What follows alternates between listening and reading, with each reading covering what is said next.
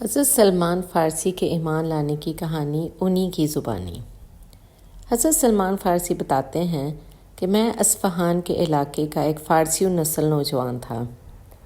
میرا باپ بستی کا سردار تھا اور وہ تمام بستی والوں میں سے سب سے زیادہ مالدار اور روب دبدبے کا مالک تھا۔ پیدائش کے دن سے میرے ساتھ اسے دنیا کی ہر چیز سے زیادہ پیار تھا۔ جوں جوں میری عمر بڑھتی گئی اس کی محبت میں اضافہ ہوتا گیا۔ مجھے گھر کی چار دیواری میں اس طرح پابند کر دیا جس طرح لڑکیوں کو گھروں میں پابند کر دیا جاتا ہے۔ میں نے محبت کے اس قید خانے میں مجوسیت کی تعلیم حاصل کرنا شروع کر دی۔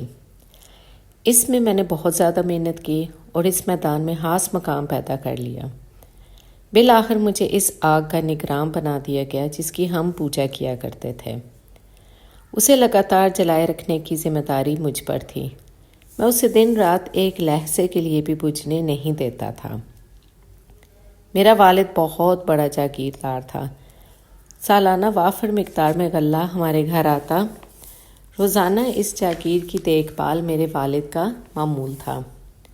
ایک دن وہ کسی ضروری کام میں مشغول ہو گئے اور مجھے حکم دیا، بیٹا آج میں کھیتوں میں نہیں جاؤں گا، میری جگہ آپ جائیں اور کھیتوں کی نگرانی کریں۔ میں گھر سے تو اپنی جاگیر کی نگرانی کے لیے نکلا، لیکن راستے میں ایک گرجا کے پاس سے گزرا جس میں عیسائی پوجا پاٹ میں مصروف تھے۔ مجھے ان کا طرز عبادت بہت پسند آیا۔ مجھے ان دنوں عیسائیت یا دیگر ادیان کے بارے میں کچھ علم نہیں تھا، اس لیے کہ میرا والد مجھے گھر سے نکلنے ہی نہیں دیتا تھا۔ اس روز جب میں نے گرجا کے اندر سے عیسائیوں کی اجتماعی آوازیں سنی تو میں بے اختیار اس کے اندر چلا گیا۔ جب میں نے غور سے انہیں دیکھا کہ وہ سب عبادت میں مصروف ہیں تو مجھے ان کی عبادت کا انداز بہت پسند آیا اور میں ان کے دین کی طرف راغب ہو گیا۔ میں نے اپنے دل میں کہا، خدا کی قسم یہ دین تو اس سے کہیں بہتر ہے جو ہم نے اختیار کر رکھا تھا۔ باخدا میں غروب آفتاب تک وہیں رہا اور اس دن کھیتی باڑی کی نگرانی کے لیے نہیں گیا۔ میں نے گرجا والوں سے دریافت کیا، اس دین کا مرکز کہاں ہے؟ انہوں نے مجھے بتایا، شام میں۔ جب رات ہوئی تو میں اپنے گھر واپس لوٹ آیا۔ باپ نے مجھ سے پوچھا، آج دن بھر آپ نے کون سا کارنامہ انجام دیا؟ میں نے عرض کی، ابا جان آج کھیتوں کی طرف جاتے ہوئے میرا گرجے کے پاس سے گزر ہوا۔ میں نے دیکھا کہ کچھ لوگ عبادت میں مصروف ہیں۔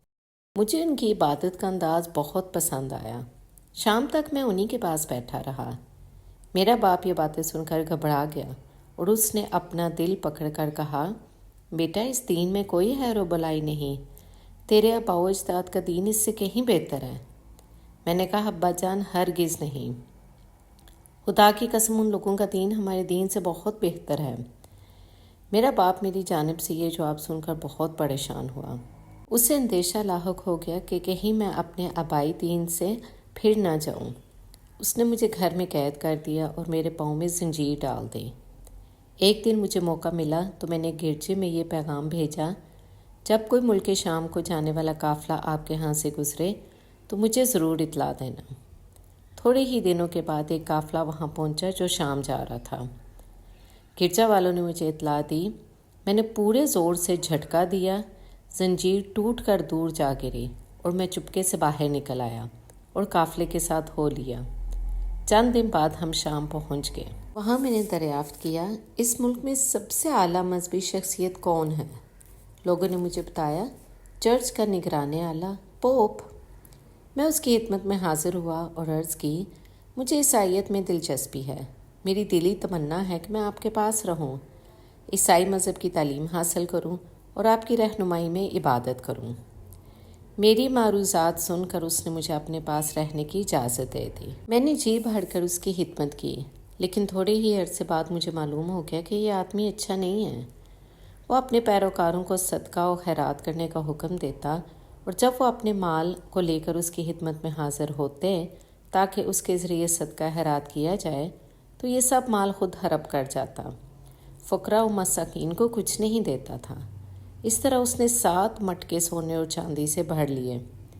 جب میں نے یہ حرکات اس کی دیکھی تو مجھے وہ شخص بہت برا لگا، لیکن چند ہی دنوں کے بعد موت نے اسے آ لیا۔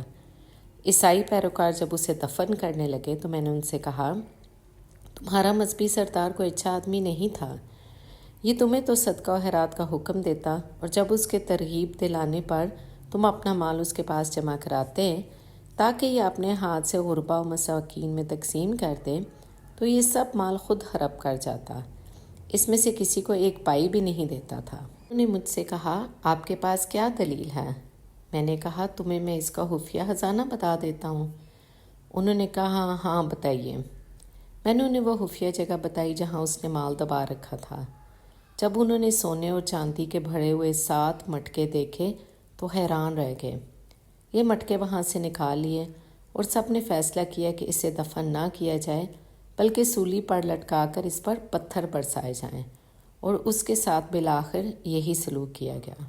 حضرت سلمان فارسی کے ایمان لانے کے واقعے کا بقیہ حصہ آپ کو اگلے ویڈیو میں انشاءاللہ سنایا جائے گا۔